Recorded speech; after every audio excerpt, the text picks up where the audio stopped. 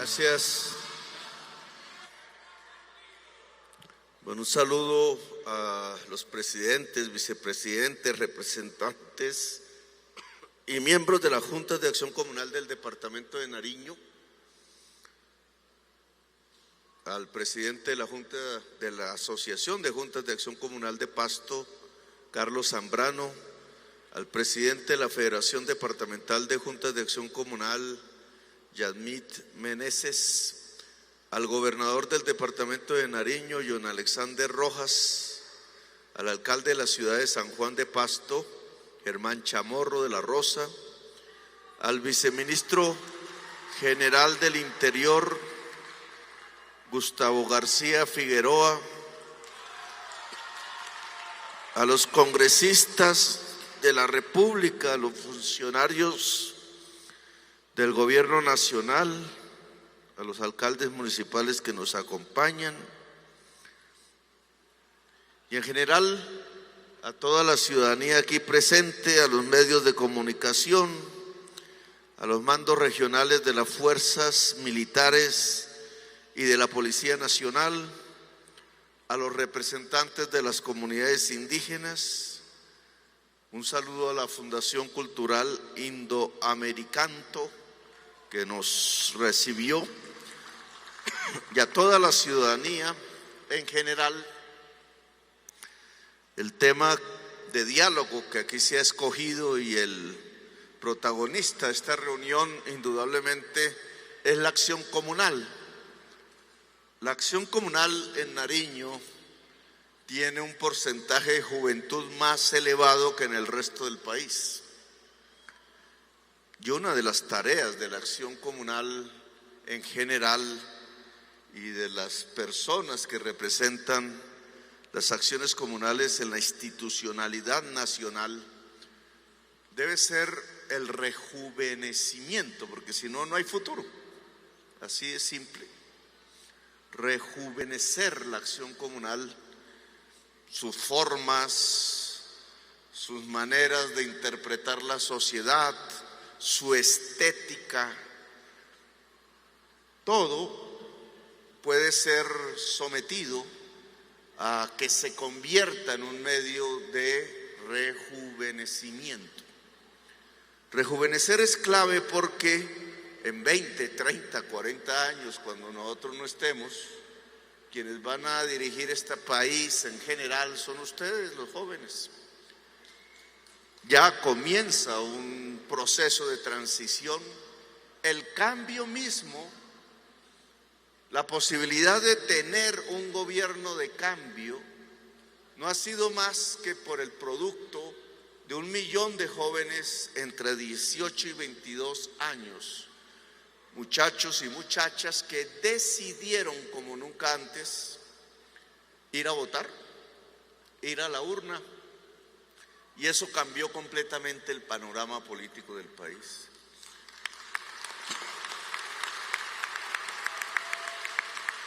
Debe ser el comienzo de una transición que cada vez más y más deje espacios a las nuevas generaciones para hacer el relevo que nos corresponde. Ojalá podamos entregarles un país en paz. No muy lejos de aquí, en el Cauca, ya hay 3 muertos del ejército. Incluso no se ha podido llegar al lugar por dificultades climáticas, como en todo el país ya ocurre. ¿Qué significa la incomprensión que existe aún hoy de la inmensa necesidad de la paz, de abandonar ese periodo de la historia que aún está entre nosotros, en donde nos autodestruimos, nos matamos los unos a los otros, como si ese fuese el camino para construir una nación? Y una nación no se construye así, se destruye así. Es quizás por estas violencias sistemáticas, casi que perpetuas, que nos acompañan desde el origen mismo de la República y desde antes, que no hemos podido avanzar más en los terrenos del desarrollo económico, del conocimiento, de la justicia social, de la libertad y de la democracia.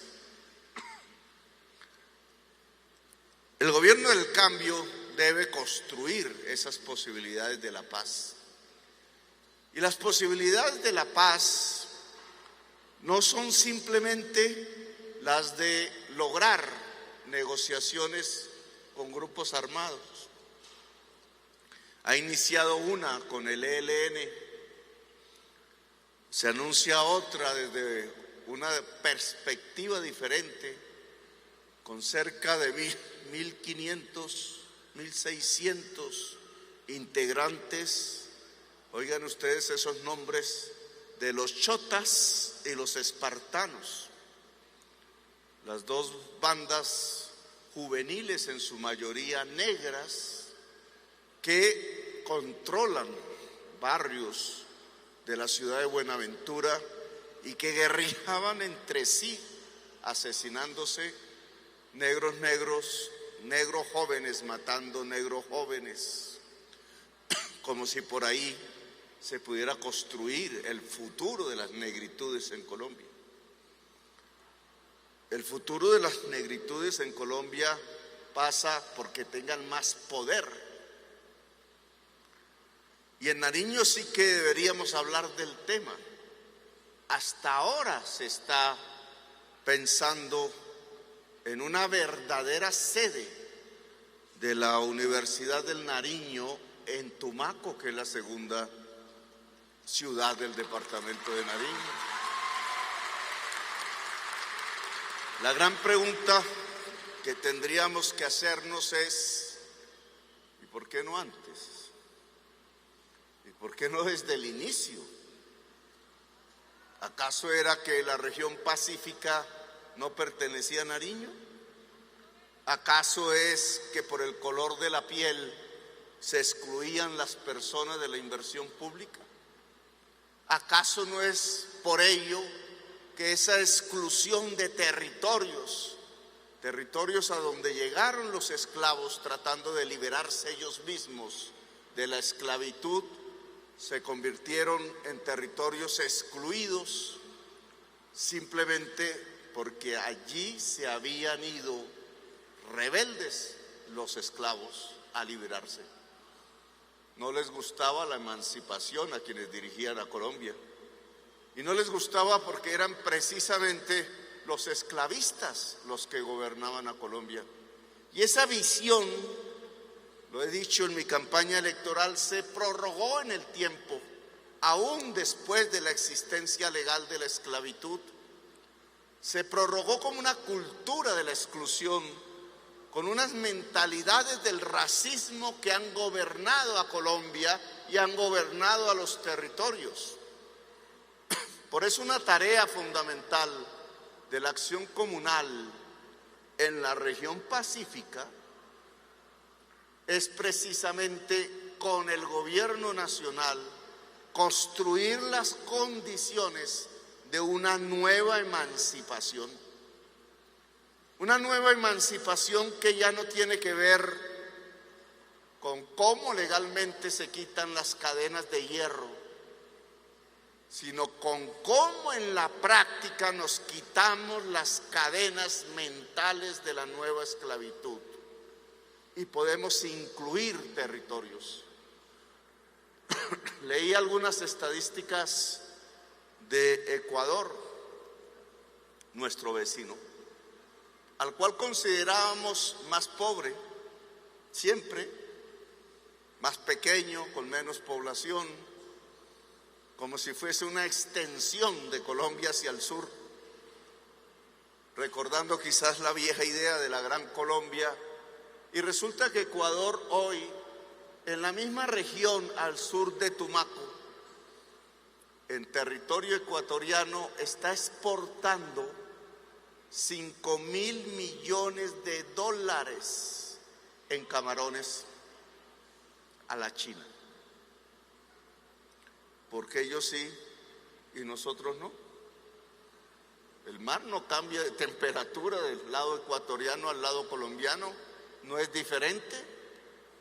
El territorio en general no es diferente. ¿Qué es lo que marca la diferencia cuando se pasa la frontera de un lado al otro?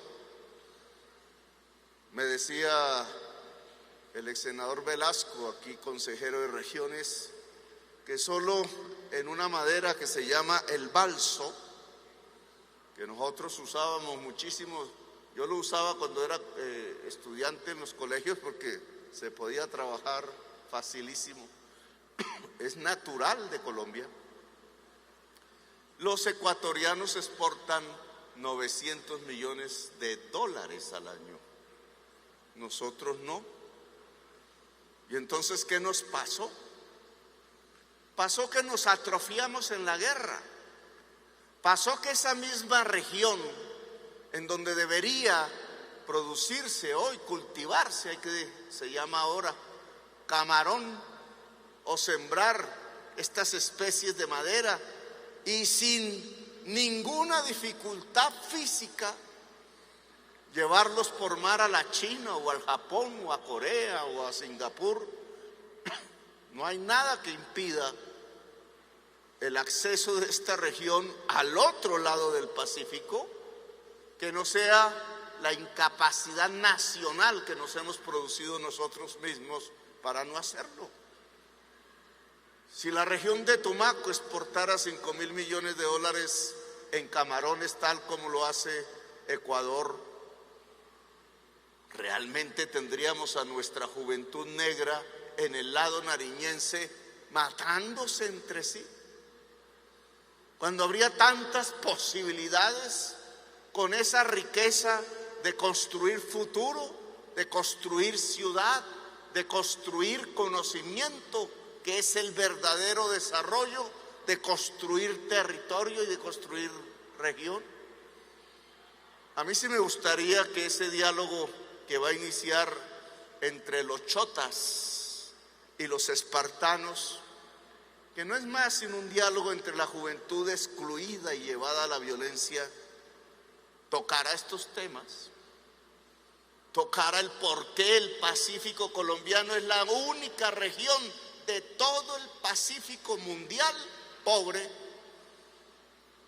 No hay otra, porque si ustedes cogen hacia el sur por América, pues encuentran esto que les hablo de Ecuador, y encuentra las grandes ciudades peruanas aún en el desierto, Lima, Arequipa, y encuentra todas las ciudades chilenas importantes de ese país.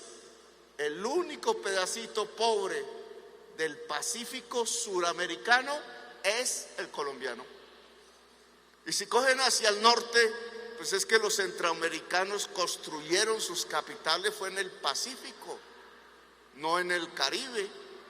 Y si vamos hacia México, pues ahí tenemos Acapulco y todas las rutas principales que nos llevan a la octava economía mundial, que es el estado de California. Y qué decir más hacia el norte, cuando se llega al Canadá, Vancouver, y si damos la vuelta por el otro lado, pues está el gran poderío oriental de los asiáticos. Los japoneses, los chinos, la gente de Malasia, Indonesia y más al sur, Australia. No hay pobreza, no son regiones pobres por ninguna parte.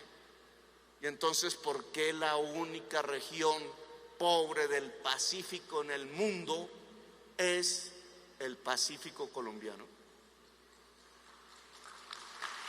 Solo hay una razón: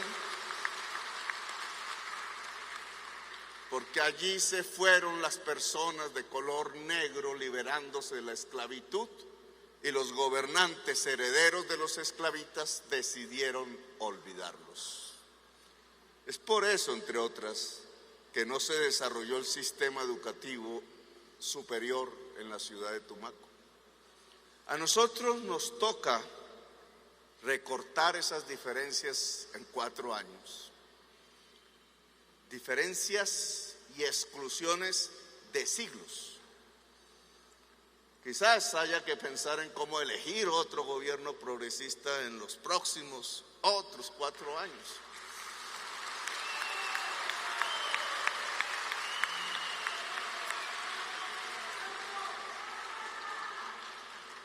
Pero esto que he mencionado y que nos muestra una necesidad para el departamento de Nariño, que no es exclusivo de sus autoridades gubernamentales locales, tampoco de la organización popular solamente, la acción comunal, sino que es una corresponsabilidad de la nación. Sin la nación es imposible recortar estas diferencias.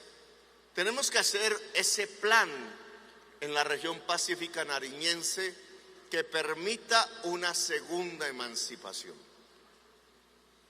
La acción comunal del Pacífico, que espero esté aquí presente, bueno, un poco solitario, pero la acción comunal de la región pacífica nariñense debe ser nuestra aliada en la posibilidad de construir esta segunda emancipación. Es un tema de paz. Si eso lo logramos, habrá paz en lo que ha sido hasta hace muy poco la región de mayor exportación de cocaína del mundo, que ha traído esa exportación, la violencia entre la población negra y la violencia en general en el departamento de Nariño, un departamento que era tradicionalmente pacífico. Si queremos hablar de seguridad, tenemos que hablar de este tema.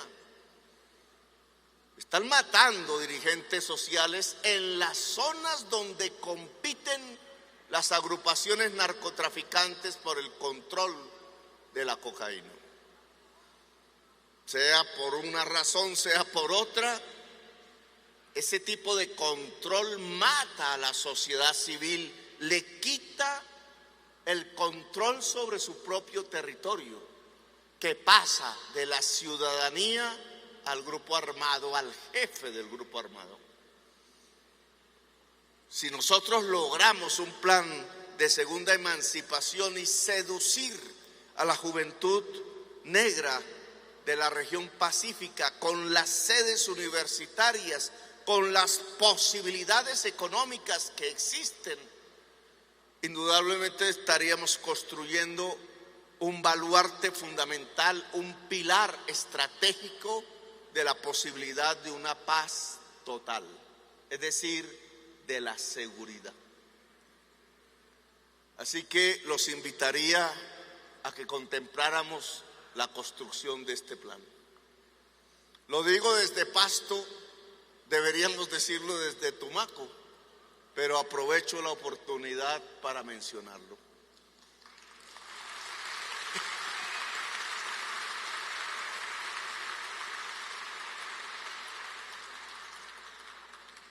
Aquí en este lugar, el Barrio Obrero,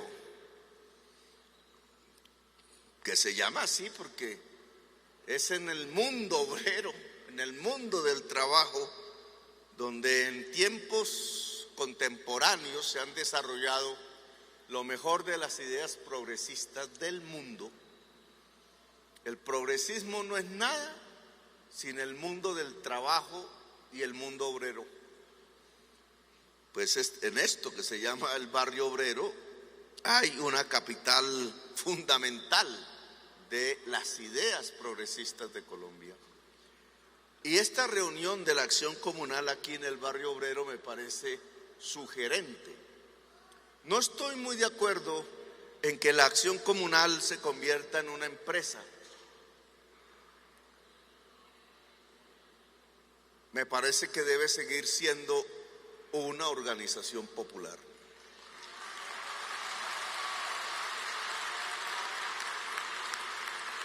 A los hospitales públicos los volvieron empresas. ¿Para qué? Para quebrarlos. No pagándoles, dicen ya las estadísticas, 30 billones de pesos Pues lo que hicieron fue quebrar las empresas de salud, las empresas sociales se llaman, ¿cómo es la sigla? ESES, Empresas Sociales del Estado. Las quebraron. Por eso tenemos una crisis de la salud y de la red hospitalaria, no solo en Nariño, eso está en todas partes. 30 billones es una cantidad enorme. No entiendo cómo en las encuestas dicen que la mayoría de las personas aplauden un sistema que ha quebrado literalmente la red hospitalaria en Colombia. 30 billones no lo resiste como deuda a nadie, ni el Estado podría resistirlo. Y todo se concentró en la falta de pago al hospital por parte, oiga esta sigla, de las EPS, otras empresas. A mí me parece que la acción comunal debe ser una organización popular. Lo que pasa es que ha tenido una historia larga. Fue en tiempos por allá del Frente Nacional como una especie de correa de transmisión entre los partidos políticos tradicionales y la sociedad. Fueron cooptadas por la politiquería. Aún recordamos cómo era eso, a través de las partidas que se daban del presupuesto. Y entonces si el presidente de la Acción Comunal era liberal, entonces el jefe liberal le pasaba la partida si era la mayoría, o al revés, si era conservadora. Y la Acción Comunal terminó en eso que se llamó el Frente Nacional, que ya no existe. Después, como no era necesaria, porque se pasó a formas todavía peores del clientelismo, que es comprar el voto en efectivo. Ahí fue que la mafia se tomó buena parte de la política colombiana, porque tenía ese dinero en efectivo. Entonces la acción comunal fue olvidada. Quedó como un trasto viejo por allá en una esquina de las piezas viejas. Nunca más la política se volvió a acordar de ellas. Yo pienso que es el momento de revitalizarla. Lo he hablado una y otra vez en varias regiones. Otra vez, pero como organización popular genuina.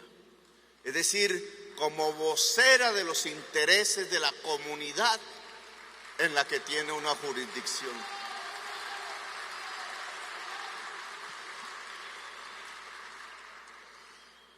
Y eso significa el apoyo del gobierno a la acción comunal y unos puntos de trabajo en común. He propuesto algunos, no son los únicos.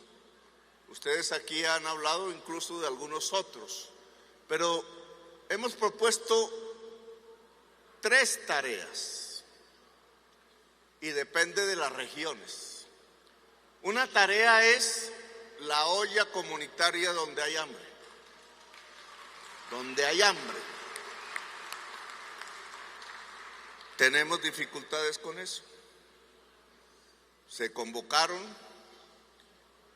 aún hay que evaluar bien qué pasó o qué está pasando, porque son pocas, 120 acciones comunales en todo el país, 120 las que han contratado con el Estado los recursos para que exista una olla comunitaria permanente en los barrios pobres de Colombia, es decir, prácticamente nada, porque 120 acciones comunales serán máximo 120 barrios y veredas. ¿Y dónde está el hambre en Colombia? En miles de barrios y veredas. No tendría la cuenta, por lo menos 10.000 sería el mapa del hambre. ¿No habrá hambre en Nariño? ¿Será que excepcionalmente Nariño, en sus barrios pobres, en sus veredas pobres, en el litoral pacífico, ya no existe hambre y superó ese problema, o la acción comunal no se ha movido a recoger los dineros que tiene de emergencia el gobierno para ver si en esas comunidades con hambre al menos tenemos un sistema de olla comunitaria que puede pasar después a ser un restaurante y después, ojalá, el año entrante, hacer un sistema nacional de abastecimiento popular de cosechas compradas en Colombia a los campesinos para vender mucho más barato en los barrios populares con hambre del país. Pero tenemos que comenzar por algo. Hoy hay una emergencia. El hambre no da espera. La emergencia hay que cubrirla con medidas de emergencia. No tenemos otra opción. La crisis climática, las circunstancias que ya traíamos atrás del COVID y que pareciera que otra vez vuelve, y las circunstancias mundiales de inflación, de crecimiento del precio de los alimentos que lamentablemente hoy importamos cuando podíamos producir en Colombia. Esa política ha llevado junto a las circunstancias actuales a una situación en donde el hambre ha crecido. Por tanto, yo invitaría a las juntas de acción comunal a contratar con el Estado. Allí hay una partida de 200.000, 300.000 millones de pesos para todo el país para iniciar el proceso de abastecimiento alimentario del barrio popular y de la vereda en condiciones de pobreza para suplir necesidades de nutrientes y alimenticias. Hicimos una segunda propuesta que tiene que ver con lo mismo, porque ¿por qué está alto los precios de los alimentos en el mundo? Los análisis dicen la parálisis del capitalismo mundial producido por el COVID en los años que pasaron generó una especie de atranque en todos los sistemas de abastecimiento mundial que ha hecho que entonces suban los precios de las mercancías. Y si eso se agrega a la guerra de Ucrania, que es una gran despensa alimentaria, y si eso se agrega, y esto no lo dicen, a que cada vez hay menos tierra fértil en el mundo porque se evapora el agua en muchas regiones, producto de la crisis climática a través de sequías más intensas, entonces se entiende por qué el precio de los alimentos ha crecido en el mundo y por qué nosotros, al abandonar la producción de alimentos en Colombia y pasarnos a importarlos, incluidos los fertilizantes, pues terminamos ahora pagando en dólares más. Y como el peso cayó frente al dólar, entonces al volverlo pesos, los fertilizantes se duplicaron o se triplicaron de valor. El maíz que se importa hoy en Colombia se duplicó de precio y el maíz era lo que consumían los pollos y las gallinas y por tanto la carne de gallina y la carne de pollo y los huevos se encarecieron. ¿Y por qué la comida de los peces en los cultivos de piscicultura se encareció? Porque también era el maíz. ¿Y por qué si a los cerdos se les daba maíz, pues también la carne del cerdo encareció, etcétera, etcétera, etcétera? Toda nuestra producción alimenticia interna ha subido de precio. ¿Por qué el pan es tan caro hoy? Pues que la harina de trigo con que se hace el pan es importada del Canadá y se duplicó su precio. Luego aquí hay unas necesidades que no tienen que ver tanto con la olla comunitaria, que es una medida de emergencia, sino que tiene que ver con incrementar la rentabilidad de la producción de alimentos en Colombia, para producir más en Colombia. y para poder solventar los nutrientes necesarios de la sociedad colombiana. Eso se llama soberanía alimentaria, diferente al concepto neoliberal de la seguridad alimentaria, que era tener los dólares para comprar los alimentos en cualquier lugar del mundo. Mire qué crisis de hambre tenemos hoy en Colombia. La soberanía alimentaria es que nos podamos alimentar nosotros mismos. Y Nariño es un departamento productor de alimentos en su área andina. Entonces tenemos que hacer un pacto que permita que esa producción de alimentos en la región andina de Nariño sea rentable y garantice un mejor estar al campesino y a la campesina. Y hay muchos elementos que tendrían que ver con ese tema, pero uno de esos lo ha tocado la acción comunal y es una de nuestras propuestas: las vías campesinas. No le voy a llamar terciarias porque esos son los nombres que los yupis bogotanos le ponen a los programas para que nadie entienda de qué tratan. No, esas son las vías campesinas. Se han abandonado las vías campesinas. La crisis climática las destruye todas las veces. La vía campesina sale más barata y mejor si la construye la acción comunal veredal.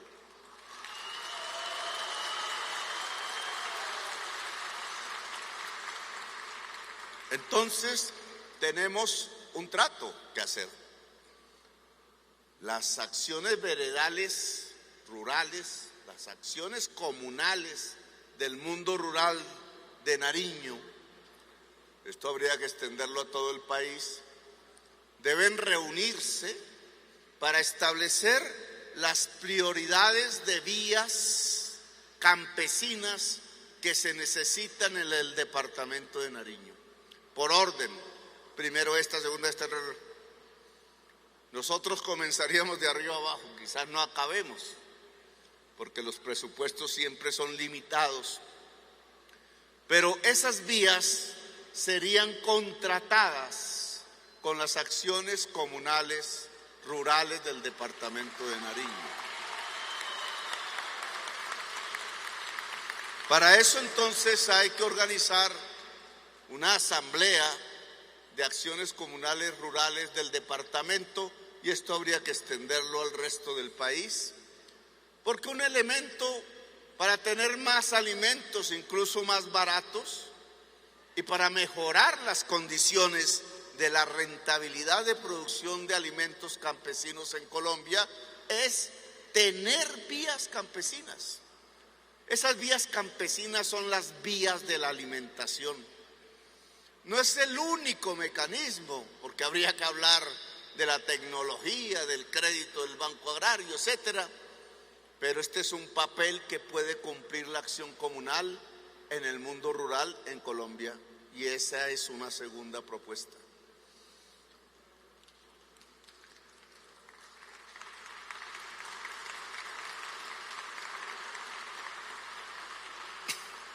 Hemos hablado de la comida, hemos hablado de las vías. ¿Cuál es la tercera propuesta, compañero?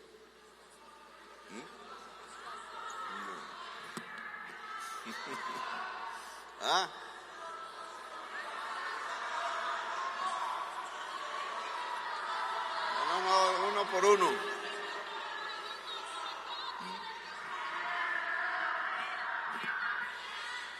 Hay una tercera tarea que hemos propuesto, pero mis funcionarios no se acuerdan, y es fundamental. No tiene tanto que ver con Nariño, porque, y ahora hablaremos del tema, pero sí en donde existen las tierras fértiles, planas que hay en Colombia, los grandes valles, la región Caribe, en donde más alimentos se deberían producir, pero no se producen. porque están en manos de muy poca gente, gente con una mentalidad que surgida también de las estructuras políticas y sociales de Colombia y de su historia, y sobre todo de una época contemporánea violentísima que desalojó a los campesinos de esa región, ha conducido a que sean grandes praderas sin utilización productiva. No tiene que ver con Nariño, porque Nariño no es un departamento de ese tipo de geografía nacional, pero sí tiene que ver con Colombia. Se trata de la reforma agraria. La reforma agraria necesita un mundo campesino organizado. Lo discutíamos ayer nomás en la Convención Nacional Campesina, en Bogotá, reunida en Bogotá. Está reunida aún en Bogotá. Se ha reunido precisamente en la Universidad Nacional de Colombia, más de 3.000 delegados, para organizar un movimiento nacional campesino que sea el sujeto de la reforma agraria. En eso, la Junta de Acción Comunal Veredal juega un papel importante, porque yo creo que es la principal organización campesina que hoy le queda a Colombia. Muchas fueron destruidas por la violencia. La convocatoria de las juntas de acción comunal veredales en las regiones de reforma agraria es fundamental, porque es la que puede organizar a las familias campesinas que necesitan tierra para tener del Estado parcelas suficientes para hacer crecer la producción nacional de alimentos, para cambiar la injusta tenencia de la tierra en Colombia, para cambiar definitivamente el paisaje de la enorme desigualdad social y para construir la base fundamental de la paz. Colombia puede tener paz si hay reforma agraria.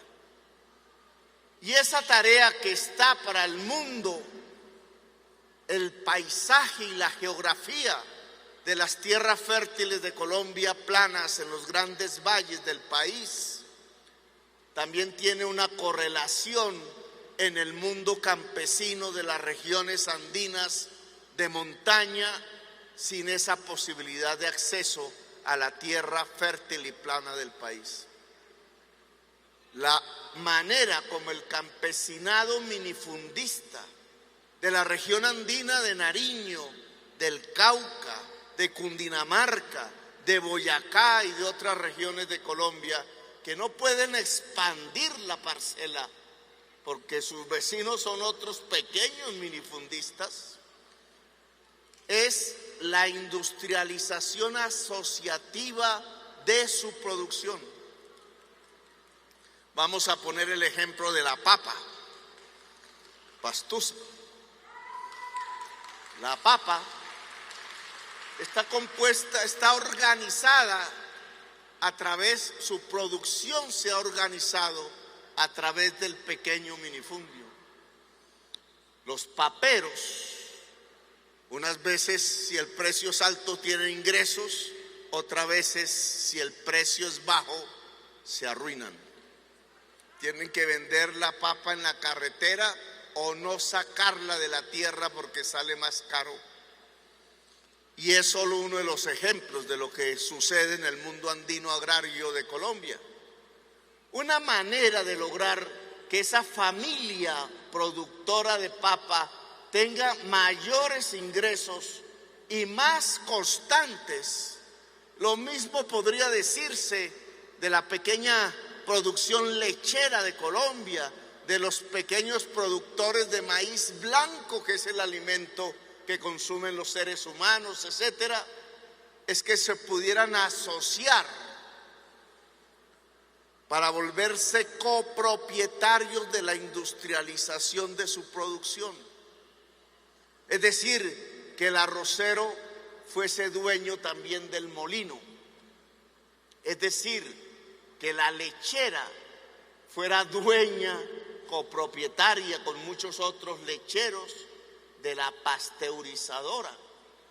Si esos ciclos de agroindustrialización pudieran pertenecer al campesinado, para lo cual hay que asociarlo, el campesinado de Colombia tendría mejores ingresos, podría vivir mejor, podría tener una vida digna, quizás llevar a sus hijos e hijas a la universidad.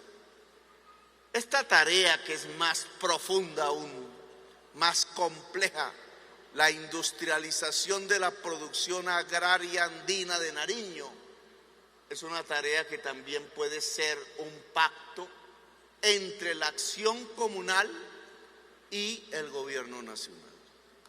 Son las tres propuestas que nosotros hemos hecho. Sé que no son las únicas, sé que la acción comunal puede agenciar otro tipo de misiones en Colombia, pero podemos comenzar por estas tres, para lo cual hay que facilitar el contrato entre la acción comunal y el gobierno. Hay un poco de requisitos que lo impiden. Hay que facilitarlo. Nosotros comenzamos por cambiar un decreto que prácticamente hacía imposible que una acción comunal se pudiera contratar. Hay que facilitar aún más los datos, el RUT que necesitan como condición. No debe ser que la acción comunal vaya hasta donde la DIAN a pedirle allá al burócrata que esté ahí que por favor un RUT, sino que se expide automáticamente. Para eso están los sistemas, para eso ya existen estos aparatos. No es sino cruzar bases de datos de allá del Ministerio de Gobierno, compañero García, con los de la DIAN, se cruza y salió el listado de RUT de la DIAN. Y lo mismo si hay otros trámites, que la cuenta bancaria del Banco Agrario, pues si eso es cruzar el listado de acciones comunales, se hace en 30 segundos. El listado de acciones comunales registrado en el Ministerio de Gobierno con el Banco Agrario, que le da un número de cuenta a cada uno y quedan abiertas. Claro, si se empiezan con los trámites y los trámites que ya no se usan en el mundo, pues entonces nunca se hace un contrato entre la acción comunal y el gobierno nacional.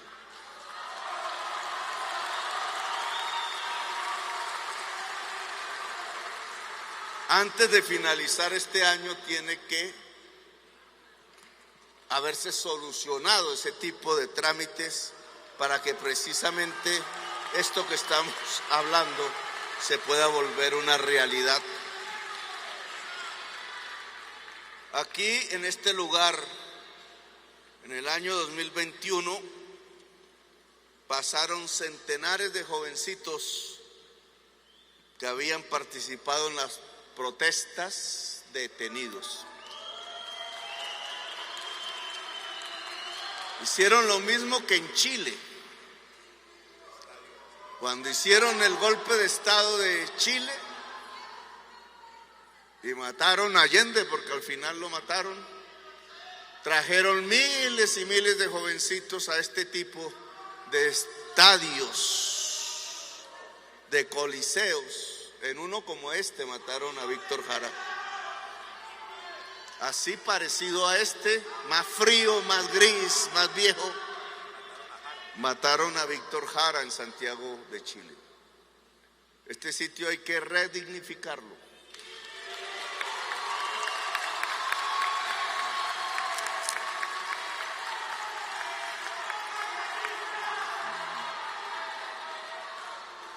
El derecho a la protesta es un derecho democrático.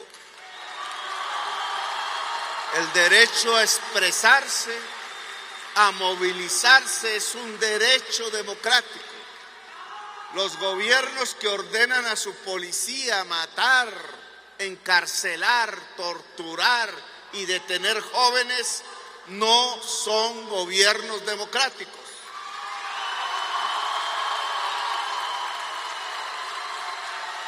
Y este es el gobierno del cambio.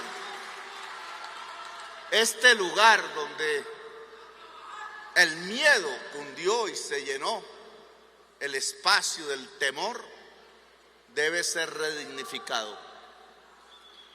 Aquí anuncio que centenares de jóvenes detenidos por participar en protesta serán declarados gestores de paz antes de Nochebuena en Colombia.